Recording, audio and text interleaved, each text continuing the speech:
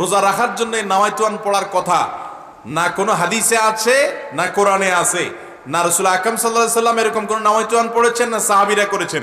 ইবাদতের ক্ষেত্রে কোরআন এবং হাদিসে যদি কোনো কিছু না থাকে তাহলে সেটা ক্যালেন্ডারে থাকলেও আমরা নিব না।